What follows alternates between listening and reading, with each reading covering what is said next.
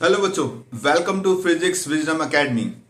आज जो है केवीएस पीजीटी फिजिक्स 2023 की कट ऑफ आई है। आप जाके अपनी वेबसाइट पे चेक कर सकते हैं। और अब जो है हम केवीएस पीजीटी फिजिक्स 2018 का जो पेपर है वो सोल्व करने वाले हैं। अब तक हम 70 से 90 तक के क्वेश्चन सोल्व कर चुके हैं दो वीडियोस में। और आज हमारा थर्ड वीडियो आएगा ये। और इस थर्ड वीडियो में हम जो है 91 से स्टार्ट करेंगे अपने क्वेश्चंस। सो आइए स्टार्ट करते हैं आज का session. Question number 91. An electron is moving in the xy plane along the positive x-axis. There is a sudden change in its path due to presence of electric or magnetic field beyond a certain point P as shown in figure. The curved path lies in xy plane and is found to be non-circular curve. A non-circular. Which of the following combination of electric and magnetic fields is possible? आपको option दे रखे हैं, आपकी screen पर visible हो गए। इन चारों option में से कोई एक ऑप्शन करेक्ट होगा और आपको डायग्राम भी दे रखा होगा। एक्चुअली हमें ये बताना है कि कौन सा जो कॉम्बिनेशन है इलेक्ट्रिक फील्ड का वो ठीक होगा। तो P के बाद जो है अगर आप देखोगे बियॉन्ड द P जो है there is a sudden change in the path due to presence of electric and और magnetic field beyond the certain path. P के बाद एकदम से जो इसके पाथ में चेंज आता है और वो कर्व पाथ लेता है और ये नॉन सर्कुलर है। ठीक है, तो ऑब्वियसली यहाँ पे इलेक्ट्रिक फील्ड भी होगी और मैग्नेटिक फील्ड भी होगी। तो जो ऑप्शन नंबर 2 है वो करेक्ट है, क्योंकि इलेक्ट्रिक फील्ड वो आई के अलोंग है, यानी कि एक्स एक्सिस के अलोंग है, तभी वो उस तरफ एक्सेलरेट होगा। और मैग्नेटिक फील्ड की वजह से वो सर्कुलर मोशन में आएगा। ओके, तो जो ऑप्शन नंबर 2 है वो करेक्ट है। Now come to next question, question number 92। A batsman deflect a ball of mass 0.15 kg by an angle of 30 degree without changing its initial speed, which is equal to 72 km per hour. What is the impulse imparted to the ball? Impulse is given by change in momentum or force into time. Basically it is the large force acting for a short time. So अगर impulse को हमें निकालना है, अगर हमें impulse find out करना है, तो ये होता है आपका change इन मोमेंटम। ओके, क्या होगा? Change in momentum. अब डायग्राम के अकॉर्डिंग आपकी जो बॉल है वो इस तरह से स्ट्राइक करती है और स्ट्राइक करने के बाद वो इस तरह से जाती है। ठीक है, ये आपका डायग्राम दे रखा है। सो इसकी जो स्पीड है वो आपको दे रखी है। आई थिंक इसकी जो स्पीड है वो है 72 किलोमीटर, 72 किलोमीटर पर आवर। और स्पीड में कोई भी चेंज नहीं आता, तो यहां भी 72 किलोमीटर पर आवर हो जाएगी। अब देखिए, जब हमसे बोला गया कि कितना इंपल्स होगा, तो ये इसका इनिशियल वेलोसिटी वेक्टर है। तो अगर हम देखेंगे इसका ये कंपोनेंट आएगा, एक ये वाला कंपोनेंट आएगा, और इस वाले का जो है एक ये कंपोनेंट होगा और एक ये वाला। अब ये जो होगा, जो y के अलोंग है, वो कंपोनेंट कैंसल आउट हो जाता है नेगेटिव जब हम लेते हैं, क्योंकि मोमेंटम हमारा क्या आएगा? Final minus initial. तो इस नेगेटिव की वजह से ये कैंसल आउट हो जाएगा, दोनों सेम डायरेक्शन में। और ये वाला जो है वो ऐड होगा। ठीक है, ये वाला जो है आपका ऐड हो जाएगा। आपको जो है ऑप्शन दे रखे है, फर्स्ट है, फर्स्ट ऑप्शन दे रखा है आपको 2.4 kg मीटर पर सेकेंड। ऑप्शन नंबर 2 आपको दे रखा है 3.7 kg मीटर पर सेकेंड। ऑप्शन नंबर 3 आपको दे रखा है 5.8 kg मीटर पर सेकेंड। और फोर्थ आपको दे रखा है 7.2 kg मीटर पर सेकेंड। ठीक है, इनमें से कोई सा एक आपका करेक्ट होगा। सो अब अगर हम देखें, ये जो एंगल है यहां पे दे रखा है by an angle 30 degree without changing its initial speed. तो ये जो एंगल है ये आपको 30 डिग्री दे रखा है, तो इतना ये जो एंगल है ये आपका 15 डिग्री हो जाएगा और ये भी आपका 15 डिग्री हो जाएगा। तो जो आता है मोमेंटम वो आएगा आपका 2mv cos थीटा। अब ये 2 मास आपको दे रखा है 0.15, वेलोसिटी आपको दे रखी है 72, तो इसको मीटर पर सेकंड में कन्वर्ट करने के लिए 5/18 से मल्टीप्लाई कर देते हैं और कोस हो जाएगा आपका 15 डिग्री। 15 रखने के बाद अब है 2, इसको इससे मल्टीप्लाई करेंगे तो हमें मिलेगा 0.30 और यहाँ पे आ जाएगा 20 इंटू कोस 15 की वैल्यू 0.96 और ये हो जाएगा 6 इंटू 0.96। तो अगर हम देखेंगे तो अप्रोक्सीमेटली इसकी जो वैल्यू आएगी 5.8 kg मीटर पर सेकंड आएगी। तो जो ऑप्शन नंबर 3 है वो यहाँ पर करेक्ट है। ठीक है, तो जो ऑप्शन नंबर 3 है वो आपका बिल्कुल ठीक है। Come to next question, question number 93। Acceleration of an object moving along x-axis is given by a of t equal to at minus bt square, where a equal to 1.2 and b equal to 0.2. The object is at rest at the origin at t equal to 0. The maximum velocity it attains is option आपको दे रखी है 4.8 metre पर second, 6.2 metre पर second, 7.2 metre पर second, 16.5 metre पर second. Equation आपको ये दे रखी है। ठीक है, और बोला गया है कि जब ये मैक्सिमम वेलोसिटी अटेन करेगा तो क्या होगा। मैक्सिमम वेलोसिटी के लिए क्या होता है, टू ऑब्टेन मैक्सिमम वेलोसिटी, जो वेलोसिटी का डेरिवेटिव होता है उसको हमें 0 के इक्वल पुट करना होता है। और अगर मैं देखूं ये आपका है क्या, ये एक्चुअली एक्सेलरेशन ही है, तो इस पूरे को हम जो है 0 के इक्वल पुट कर देते हैं। तो यहां से जो है हमें ये मिल जाएगा, t से t कैंसल, तो t आ गया आपका a बाय b। ठीक है, अब इस टाइम पर जो है हमें जो है वेलोसिटी निकालनी है। ठीक है, अब वेलोसिटी की जो इक्वेशन होगी उसमें हम इसको पुट करेंगे और इसको अगर सोल्व करें तो 1.2 डिवाइड बाय आई थिंक 0.2 है, कैंसल, तो ये हो गया 6 सेकेंड। अब वेलोसिटी जो है, अगर मैं वेलोसिटी की इक्वेशन निकालूं तो इसका इंटीग्रेशन करना पड़ेगा और वो हमारे पास आएगी a t square by 2 minus b t cube by 3। इस वाली इक्वेशन में हम जो है t की वैल्यू पुट करते हैं तो हमें मिलेगा a, यहां पर ये हो जाएगा 1.2, इसकी वैल्यू हो गई आपकी 6 स्क्वायर और ये हो गया 2 माइनस 0.2 और ये हो जाएगा आपका 6 क्यूब डिवाइड बाय 3। तो अब इसको सोल्व करते हैं। सो v जो है वो हमारा हो जाएगा, अगर यहां से हम कैंसल आउट करेंगे, यहां से आप जो है सिंप्लीफिकेशन के लिए 6 स्क्वायर को कॉमन ले लो, तो यहां पर ये हो जाएगा 0.6 माइनस और यहां पर जो बचेगा आपका एक 6 बच जाएगा, उससे कैंसिल होगा तो 0.4 आ जाएगा और ये हो गया 36, 0.2 और मल्टीप्लाई करेंगे तो 7.2 मीटर पर सेकेंड। सो कौन सा ऑप्शन मैच कर रहा है, मैच कर रहा है हमारा ऑप्शन नंबर 3 आई थिंक, हाँ 7.2। तो ऑप्शन नंबर 3 जो है इसका सही आंसर है। तो ये मेथड है, आपको क्या करना पड़ेगा, जब भी आपको मैक्सिमम निकालनी है तो डेरिवेटिव को 0 रखना पड़ेगा और 0 रखने के बाद इस तरह से आपको इसे सोल्व करना पड़ेगा। तो next question, question number 94। The image distance is plotted against the object U for a concave mirror of focal length f. Which of the following graph correctly represents the variation of V versus U as is varied from 0 to infinity? तो मैं आपको एक चीज बता दूं कि यहाँ पर जो है जो ग्राफ है वो सेकंड वाला ठीक है। अगर फोकल लेंथ के रिस्पेक्ट में देखेंगे तो सेकंड वाले में बिल्कुल जो है आपकी इक्वेशन ठीक आ रही है। जब ऑब्जेक्ट डिस्टेंस नेगेटिव होगा तो इमेज डिस्टेंस आपका नेगेटिव पॉजिटिव दोनों हो सकता है। ठीक है, कॉनकेव मिरर की अगर हम बात करें, सो ऑप्शन नंबर 2 जो है इसका सही है। Now come to next question, question number 95। A particle is moving with a constant speed along a circular path as shown in the figure. When the particle is at point P 0,1.5 meter, its velocity is minus 3.0 meter per second I cap. Its velocity and acceleration at the point Q are respectively.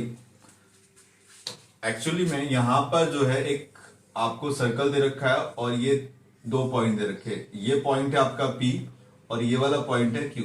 ठीक है, ये Y ले रखा है और इसको आपने ले रखा है X।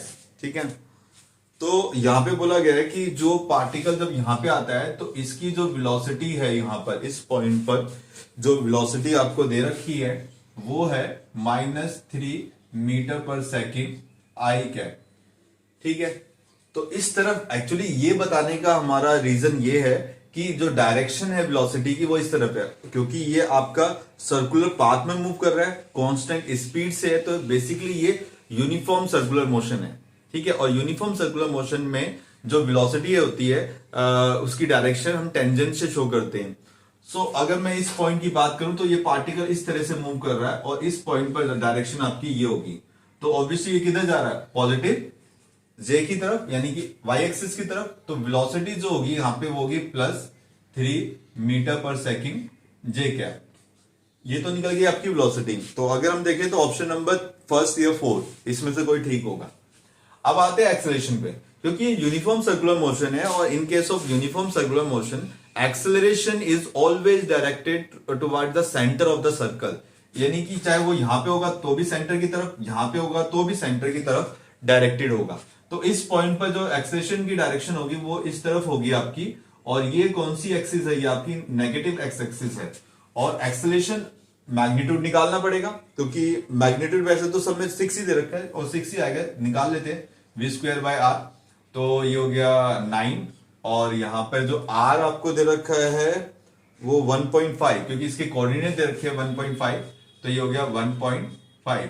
इसको सोल्व करते हैं तो 10 / 15, 5 2 3, ये गया 3, तो ये आ गया 6, क्योंकि एक्सेलरेशन किधर है, नेगेटिव की तरफ, तो ये -6 मीटर पर सेकेंड स्क्वायर, और ये हो जाएगा आई कैप।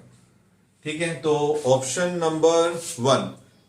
नंबर वन जो है वो बिल्कुल करेक्ट है, उसी में लिखा हुआ है -3 मीटर पर second J cap, comma -6 metre पर सेकेंड, सॉरी प्लस और स्क्वायर आई कैप। ठीक है, प्लस ये वाला हो जाएगा जे कैप। तो ऑप्शन नंबर वो जो 1 है वो बिल्कुल ठीक है। Okay, now come to next question. Question number 96. Consider a composite block made of two materials, both of same thickness L, but the thermal conductivities K and 2K as shown in figure. The two ends of the block are maintained at temperature TH and TC. If A is area of cross section of the block, the rate of heat transfer through the block is equal to, हमें heat transfer यानी कि delta H निकालना है। Delta H नहीं बोल सकते हम, delta बोलने से अच्छा हम एच ही बोल दें। ठीक है, H is equal to delta Q by delta T. जो आपका हीट ट्रांसफर होता है इसका फॉर्मूला होता है के ए T2 - T1 divide by L. Okay, ये होता है आपका। अब इस फॉर्मूले का यूज करेंगे, उससे पहले हम डायग्राम बना लेते हैं कि डायग्राम हमारा कैसा है। इसको हम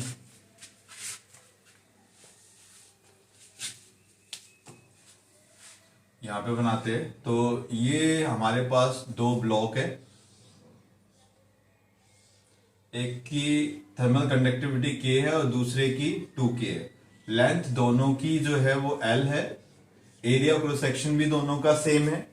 इस तरफ का जो टेम्परेचर है वो TH है और इस तरफ का TC है। तो हम पहले ब्लॉक 1 के लिए ये वाली इक्वेशन यूज करते हैं, फिर ब्लॉक 2 के लिए, और फिर हम कैपिटल T की वैल्यू निकालेंगे कि इस point, let us suppose T, इस पॉइंट की वैल्यू क्या होगी, तभी हम जो है निकाल पाएंगे। क्योंकि अगर मैं इधर से इसके लिए यूज करता हूं फर्स्ट ब्लॉक के लिए, तो ये आएगा आपका H equal to K A divide by L TH - T, ये आ जाएगा। और अगर मैं दूसरे के लिए यूज करता हूं तो ये आएगा K 2K A divide by L, और ये हो जाएगा T - TC। तो ये कैपिटल T जो है ये हमारे लिए अननोन है, तो सबसे पहले इसको फाइंड आउट करना पड़ेगा। ये इक्वेशन 1 हो गई और इक्वेशन 2, दोनों को कंपेयर करते हैं।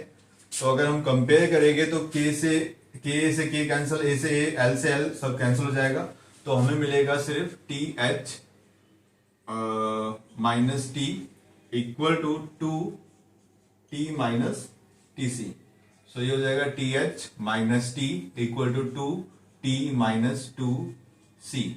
और इसको अगर मैं इधर लेके आता हूं, ये हो गया माइनस 3t और ये हो जाएगा माइनस 2c माइनस TH। तो माइनस कॉमन लेके कैंसिल आउट करते हैं तो t की वैल्यू हमें मिल जाएगी TH plus 2c divide by 3। ठीक है, अब इस इक्वेशन यानी कि जो हमारे पास आई है, इक्वेशन नंबर 3 को हम 1 में पुट करते हैं और जो हमारा आंसर आएगा, ठीक है, वही हमारे इस क्वेश्चन का आंसर भी बनेगा। तो H is equal to KA divide by L। अब यहां पर जो है हमें TH minus TH plus 2TC divide by 3, इसको अगर सोल्व करते हैं तो हमें मिलेगा 3TH माइनस TH, ये माइनस यहां भी जाएगा तो minus 2TC divide by 3। Then KA divide by 3L और यहां पर ये हो जाएगा 2TH minus 2TC।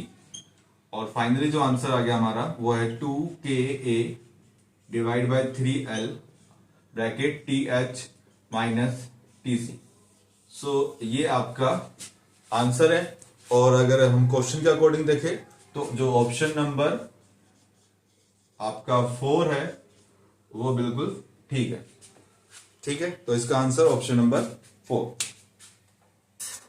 Okay, we are starting our first question, question number 98. A particle of charge q and mass m is moving in a circular orbit with angular velocity omega. The ratio of its magnetic moment to its angular momentum depends on, options आपको दे रखे हैं यहां पर। First option है q, m and omega. Second option दे रखा है Q and omega. Third Q and M। Fourth omega and M। ठीक है, अब जब भी एक चार्ज पार्टिकल किसी सर्कुलर लूप में मूव करता है, रोटेट करता है और उसका मास m है, तो then its magnetic moment is given by this formula, mu L is equal to in vector form minus E by 2m L। ये फॉर्मूला होता है। अब पूछा गया है क्वेश्चन में रेशो, तो रेशो हो जाएगा mu L divide by L which is equal to minus E by 2m। हम इलेक्ट्रॉन के लिए डेरिवेशन करते थे तो यहां पर जो E है वो इलेक्ट्रॉनिक चार्ज है, बट क्वेश्चन में हमें पार्टिकल दे रखा है तो ये हो जाएगा Q बाय 2m। तो किस पे डिपेंड करेगा? ये आपका डिपेंड करेगा सिर्फ Q एंड M पर। तो जो आपका ऑप्शन नंबर 3 है वो करेक्ट है। Now come to next question. In a radio isotope, 2 radioactive nuclei A and B initially contain atoms in the ratio of 1:4. The half-life of A is 100 years and that of B is 50 years. The ratio of their rates of disintegration after 200 year, यानी कि हमें एक radio isotope दे रखा है और जो कि A and B है। इनिशियली उसमें के पास जो एटम्स है वो 1:4 की टर्म्स में। The half life of A is 100 years दे रखी है and that of B is 50 years। हमें बताना है कि जो रेशो होगा रेट ऑफ डिसइंटीग्रेशन का वो आफ्टर 200 years कितना होगा। तो ये हमारा लॉ ऑफ रेडियो एक्टिव पे बेस है और इसमें हम बेसिकली हमें ऑप्शन भी दे रखे। ऑप्शन नंबर 1 जो है वो है आपका ऑप्शन नंबर 1:1। Option number 2 1:2। 3 दे रखा है ऑप्शन नंबर 3 है 2:1 एंड 4 जो है वो है 1:4। ये आपको दे रखा है। अब इसमें हमें क्या करना है, हमें डिसइंटीग्रेशन का जो है रेशो निकालना है। तो सबसे पहले हमें फॉर्मूला पता होना चाहिए कि अगर हम Na ले रेडियो एक्टिव न्यूक्लियाई, तो 1/2 ये होता था आपका T/1/2। ठीक है, ये हाफ लाइफ होती थी। T टोटल टाइम होता था, ये होता था मतलब जिस टाइम में आपको निकालना है, और ये आपकी हाफ लाइफ होती थी। तो अगर हम यहां पर एन ए हमारा एन नोट सेम है 1/2, अभी हम बाद में इसकी वैल्यू पुट करेंगे। और टी जो है वो 200 दे रखा है हमें, और टी हाफ जो है हमारा, अगर एन ए की बात करें तो 100 दे रखा है इसके लिए। तो ये कैंसिल हो जाएगा। We get N A equal to N not by 4। ठीक है, equation number 1।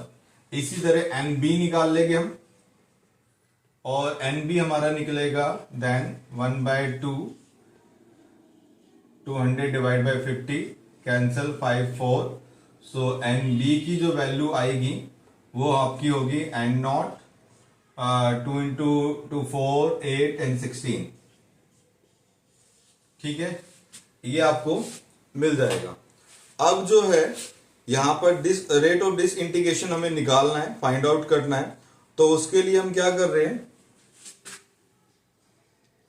Are A divide by R B which is equal to, ये डायरेक्ट मैं फॉर्मूला लिख रहा हूं,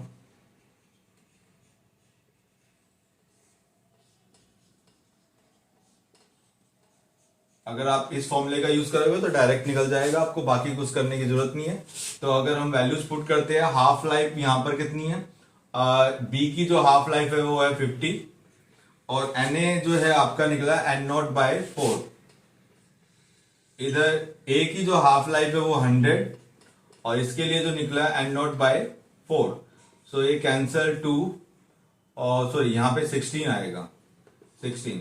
तो ये इससे कैंसल 4, और यहां से ये भी 2, तो ये 2 आ जाएगा। R A divide by R B आपका क्या आ गया 2। तो जो आंसर आएगा वो होगा 2:1, यानी कि जो ऑप्शन नंबर आपका 3 है वो यहां पे करेक्ट है। Come to next question. A girl is waiting at a bus stop. It start raining vertically with a speed of 27 meter per second. After some time, wind start blowing with a speed of 9 meter per second from west to east direction. The girl should hold her umbrella in the vertical plane at an angle. हमें angle बताना है कि कितने angle के साथ जो है वो जो है अम्ब्रेला को होल्ड करके रखेगी। तो इस क्वेश्चन में हम डायग्राम बनाते हैं। अब देखिए जो रेन है वो वर्टिकली आपकी है, तो इसका मतलब ये आपका वेलोसिटी वेक्टर हो गया रेन का, और इसकी वैल्यू है 27 मीटर पर second. Okay, and after some time wind start blowing with speed of 8 metre पर second from west to east. ये वेस्ट हो गया, ये ईस्ट हो गया, तो यानी इस तरफ आपकी होगी। और इसकी जो वेलोसिटी है विंड की वो है आपकी 9 मीटर पर सेकेंड। सो ऑब्वियसली जो रिजल्टेंट जो आएगा वो आपका यहां पर आएगा कहीं, और ये जो है अम्ब्रेला की पोजीशन हो गई।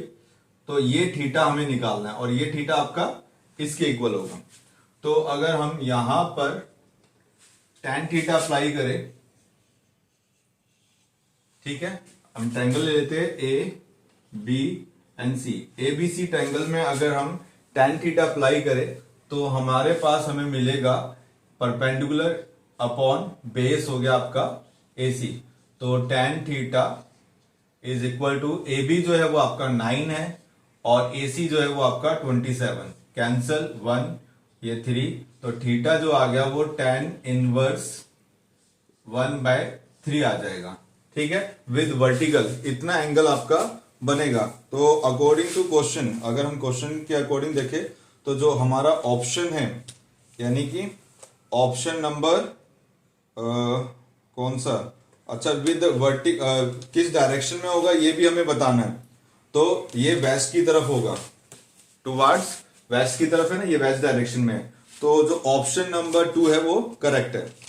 Question is a traveling wave on a string is represented by आपको इक्वेशन गिवन है that is y of x of t comma t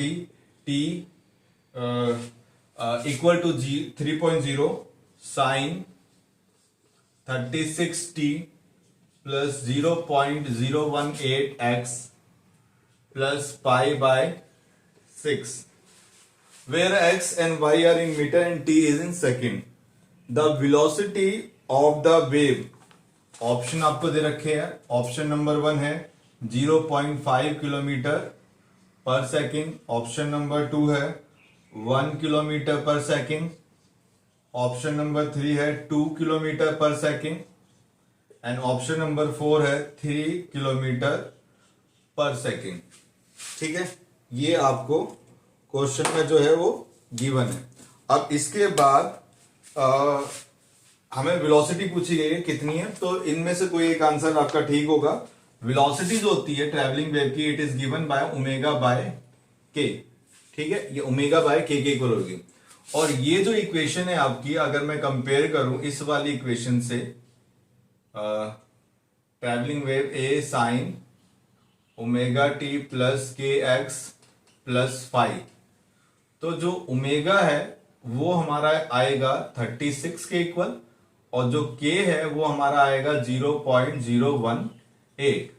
तो अगर मैं यहां पर इसकी वैल्यू पुट करता हूं 36 डिवाइड बाय 0.018, ये हो गया आपका 36000 डिवाइड बाय 18 कैंसल 2, तो ये हो गया 2000 मीटर पर सेकेंड, दैट इज 2 किलोमीटर पर सेकेंड. तो जो राइट आंसर है वो है option number. Okay, next question is a point mass m is situated at the center of a hollow spherical shell of uniform thickness x, inner radius capital R and mass capital M. The force with which the shell attracts the point mass will be. आपको option भी दे रखे हैं यहाँ पे, force capital G capital M into small m divide by R plus x square. Second option है capital G capital M small m divide by R plus x का whole square. Third है capital G into capital M small m divide by R square. और fourth है zero. Actually इसका answer जो है वो है जीरो. क्यों? क्योंकि जो मास है वो शेल के जो है सरफेस पर है, होलो स्फेरिकल शेल है, तो उसके ऊपर ही थिक मास जो लोकेटेड है, तो अंदर जो है इंटेंसिटी आपकी जो है जीरो आएगी. ठीक है, जो ग्रेविटेशनल इंटेंसिटी होती है एट द सेंटर वो इस केस में जीरो आएगी. अगर ग्रेविटेशनल इंटेंसिटी आपकी जीरो तो ऑब्वियसली ग्रेविटेशन फोर्स भी आपका जीरो होगा. यानी जो मास वो रखा जाएगा सेंटर पे वो जो है अट्रैक्ट नहीं होगा, जो वो अपनी पोजीशन पे ही रहेगा. तो इसका आंसर है option number 4. Next question, an object is placed at a distance of 1.5 meter from a fixed screen. When a convex lens is placed between the screen and the objective, a sharp image of the object is formed on the screen for two positions of the lens. If the size of the image in the two cases is found to be 9 cm and 4 cm, the distance between the two position of the lens is, first option है 15 centimetre, second 20 centimetre, third 30 centimetre, fourth 40 centimetre. देखिए आपको जो है question के according एक object है जो हमारा ये है, ये हमारा ऑब्जेक्ट है और यहां पर it is placed at a distance 1.5 metre from a fix screen. ये आपकी स्क्रीन है, तो इतना जो डिस्टेंस है ये आपका जो है 1.5 मीटर है. ठीक है, यहां से लेकर यहां तक का जो डिस्टेंस है वो 1.5 मीटर है. और ये फर्स्ट केस में जो आपका इमेज का जो साइज है वो 9 सेंटीमीटर बनता है, यानी कि ये आपकी I1 होगी जो आपकी है 9 सेंटीमीटर. ठीक है, अब दूसरे केस में क्या होता है, मैं इसको थोड़ा दूर लिखता हूं जिससे पहले वाली जो है हमारी इजीली मिल जाए देखने के लिए. तो अब हमने क्या किया है कि when a convex lens is placed between the screen and the objective, ये आपकी स्क्रीन होगी और ये आपका ऑब्जेक्टिव हो गया. A sharp image of the object is formed on the screen for two positions of lens. यहां पर इसकी जो है इमेज फॉर्म होगी। If the size of the image in the two cases is form to be 9 centimetre and 4 centimetre, तो हमें बताना है कि दोनों लेंस के बीच का डिस्टेंस कितना होगा, जो दोनों पोजीशन है कितनी होगी। तो सेकंड वाले के लिए क्या होगा, आपकी एक तो ये यहां से जाएगी और दूसरी जो है आपकी वो यहां से ले लेते हैं, तो ये जो है आपका कितना हो जाएगा 4 सेंटीमीटर। ठीक है, तो अगर आप देखोगे तो ये आपका जो है रे डायग्राम बनेगा इस तरह से, और इनके बीच का जो डिस्टेंस है वो हमारा डी है। ठीक है, यही हमें फाइंड आउट करना है। तो इन क्वेश्चन को करने के लिए हम जो है एक फॉर्मूले का यूज करेंगे, एक ट्रिक का यूज करेंगे, और वो जो ट्रिक है वो हमारी होगी I1 divide by I2 is equal to D minus small d square divide by D capital plus small d square. देखिए इसको, ये फॉर्मूला कैसे आया है इसके लिए जो है अलग से मैं वीडियो बना दूंगा, और उस वीडियो में बताऊंगा कि किस तरह से ये निकाला जाता है, क्योंकि ये बहुत लेंदी प्रोसेस है। ठीक है ना, बहुत लेंदी डेरिवेशन आती है, अगर मैं करने लगा तो बहुत टाइम वेस्ट हो जाएगा। तो आपको जो है इस फॉर्मूले को याद रखना है। I1 जो है वो size of the image in first situation है, और I2 जो है वो साइज ऑफ द इमेज है इन सेकंड सिचुएशन। तो यहां पर अगर हम देखें जो हमने ले रखा है I1 जो है हमारा यहां पर मैं बता देता हूं, I1 जो है वो हमारा है 4 सेंटीमीटर और I2 जो है वो यहां पर है 9 सेंटीमीटर। ठीक है, और जो कैपिटल डी है वो है 1.5 मीटर। स्मॉल डी हमें फाइंड आउट करना है, तो वैल्यूज पुट करते हैं। तो यहां पे हो जाएगा 4/9 इक्वल टू डी की वैल्यू 1.5 माइनस स्मॉल डी, ये भी आपका हो जाएगा 1+1.5 प्लस डी स्क्वायर। ठीक है, ये जब स्क्वायर इधर आएगा तो रूट में चेंज हो जाएगा, तो ये हो जाएगा आपका then 2/3 equal to 1.5 minus D 1.5 plus D. Cross multiplication कर देते हैं। जब हम क्रॉस मल्टीप्लीकेशन करेंगे तो हमें मिल जाएगा ये इसके साथ और ये इसके साथ, तो ये होगा 3 plus 2d is equal to ये आपका हो जाएगा 4.5 माइनस 3d। ठीक है, अब जो है यहां पे ये हो जाएगा 2d plus 3d equal to 4.5 minus 3, ये आपका हो गया 5d equal to 1.5, and d जो हो गया वो का 1.5 डिवाइड बाय 5 कैंसिल करेंगे तो ये आ जाएगा 0.3 मीटर। ठीक है, वैल्यू मीटर में आएगी, बट ऑप्शन जो है वो हमें सेंटीमीटर में दे रखे हैं, तो हम क्या करेंगे इसको मल्टीप्लाई कर देंगे 100 से, तो हमें मिल जाएगा 30 centimetre. Next question, when an electron in hydrogen atom jumps from third excited state to its ground state, the photons thus emitted irradiate a photosensitive material if work function of the material is 5.15 electron volt. The stopping potential is estimated to be, हमें stopping potential निकालना है कि कितना होगा इस case में। So stopping potential के लिए हम यूज करते हैं आइंस्टाइन फोटो इलेक्ट्रिक इक्वेशन, जो कि हमारी थी E V0 is equal to H nu minus work function. Okay, अब यहां पर इस क्वेश्चन में वर्क फंक्शन हमें गिवन है, फाई नॉट की जो वैल्यू है वो 5.15 इलेक्ट्रॉन वोल्ट गिवन है। ठीक है, आंसर इलेक्ट्रॉन वोल्ट में ही है, तो अच्छी बात है, हमें कुछ कन्वर्ट करने की जरूरत नहीं है, हमारा जो है V0 आराम से निकल जाएगा। सो अब जो है क्या करना है हमें जो है एच न्यू निकालना है, यानी इनिशियल एनर्जी निकालनी है। इनिशियल एनर्जी निकालने के लिए हमें ये देखना पड़ेगा कि इलेक्ट्रॉन जो है वो थर्ड एक्साइटेड स्टेट से ग्राउंड स्टेट में आ रहा है।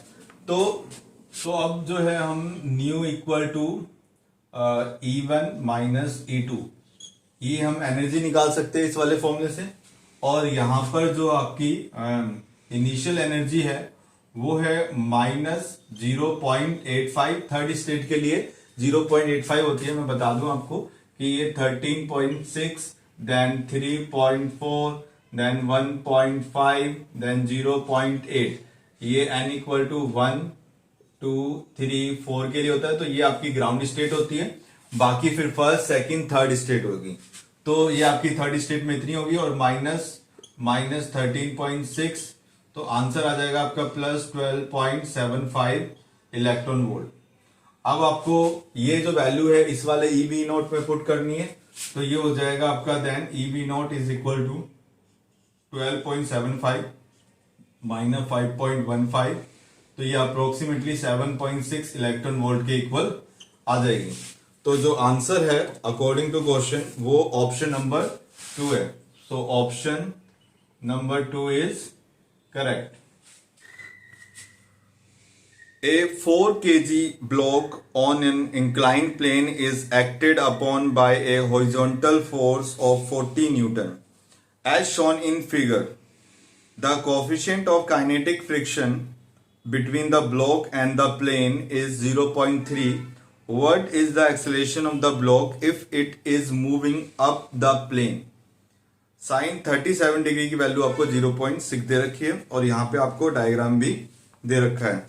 डायग्राम कुछ आपको इस तरह का बना रखा है,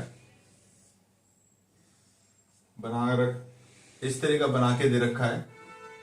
इसमें एक हॉरिजॉन्टल फोर्स लग रहा है आपका 40 न्यूटन का, और ये जो एंगल है ये आपका 37 डिग्री है।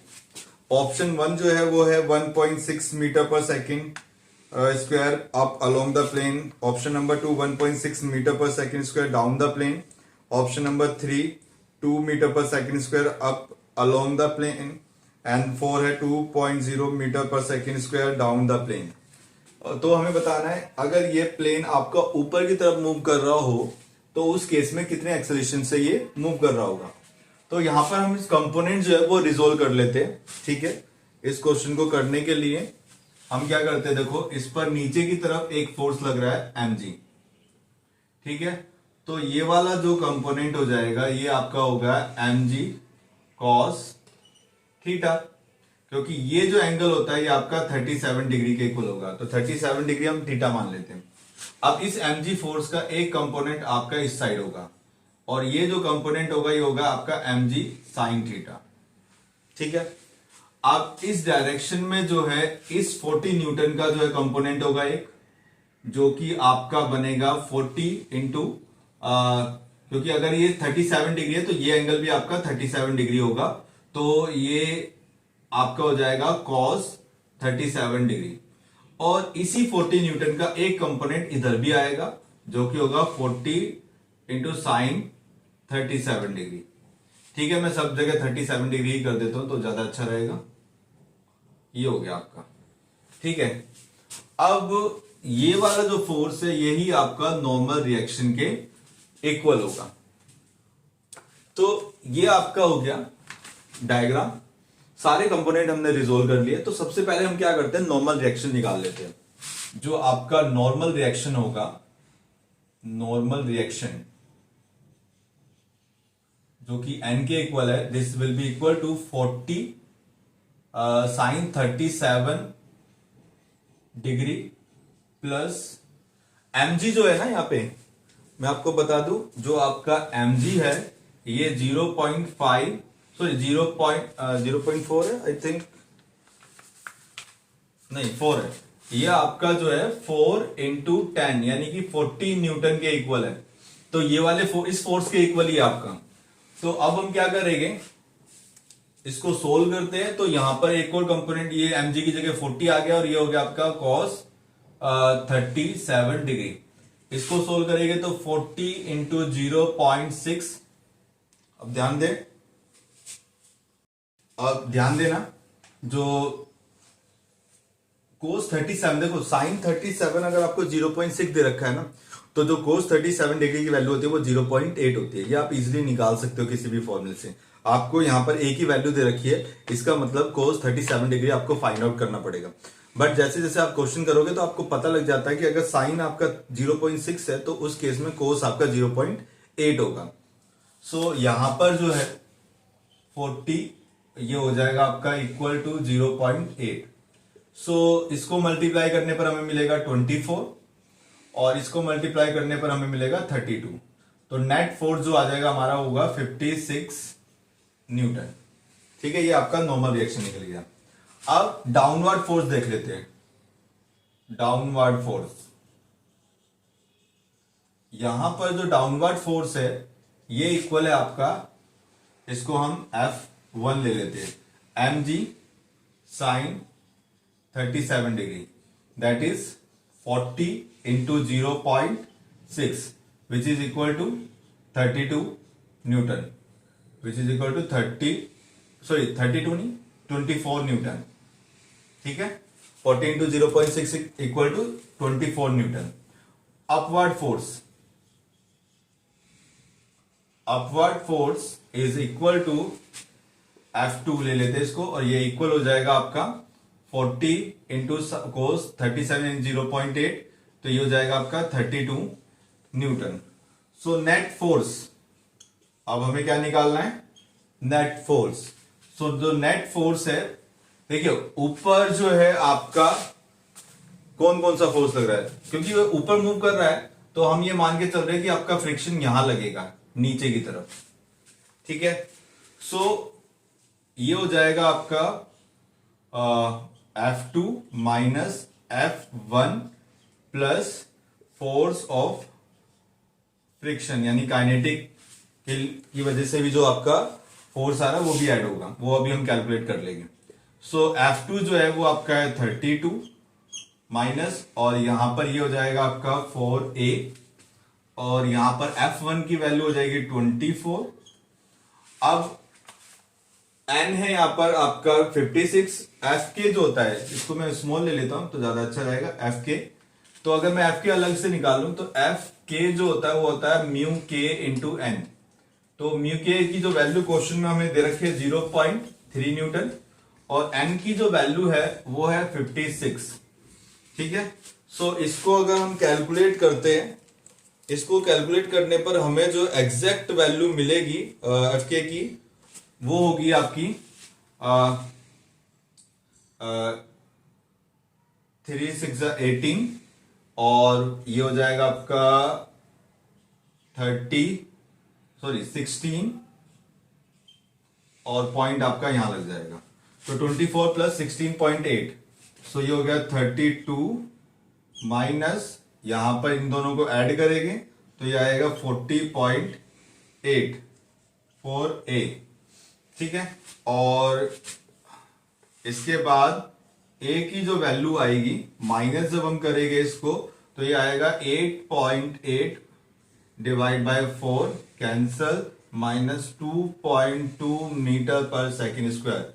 ये एग्जैक्ट वैल्यू है, अप्रोक्सीमेटली कितना हो जाएगा ये, माइनस 2.0 मीटर पर सेकेंड स्क्वायर। माइनस साइन हमें बता रहा है कि वो डाउनवर्ड डायरेक्शन में है, तो जो ऑप्शन नंबर 4 है वो इसका बिल्कुल ठीक है। Next question, the plates of A parallel plate capacitor each of surface area A end plate separation D have charges plus Q and minus Q respectively. The magnitude of force with which the plates attract each other is given bye, यानी कितने force से ये plates एक दूसरे को attract करेगी वो हमें फाइंड आउट करना है। तो इस क्वेश्चन में हमें जो है पैरेलल प्लेट कैपेसिटर दे रखा है, और फोर्स जो होता है, force is equal to charge into electric field. तो इसके बीच की जो इलेक्ट्रिक फील्ड है वो हमें पता होती है, this is given by sigma by 2 epsilon not. This is the electric field generated by the one plate. ठीक है, ये इतनी जो है इलेक्ट्रिक फील्ड जनरेट करेगा। दूसरी प्लेट पर चार्ज कितना है, Q, तो वो इस इलेक्ट्रिक फील्ड की वजह से अट्रैक्ट होगा। तो यहां पर जब हम ये वैल्यू पुट करेंगे सिग्मा बाय 2 एप्सिलॉन नॉट, और जो सिग्मा है आपका वो होता है Q by A, so this will be equal to Q square divide by 2A epsilon not. तो ये आपका जो है फोर्स होगा, इतने फोर्स से जो है एक प्लेट दूसरी प्लेट को अट्रैक्ट करेगी। तो जो ऑप्शन नंबर 2 है वो इससे मैच कर रहा है, तो इसका राइट आंसर है ऑप्शन नंबर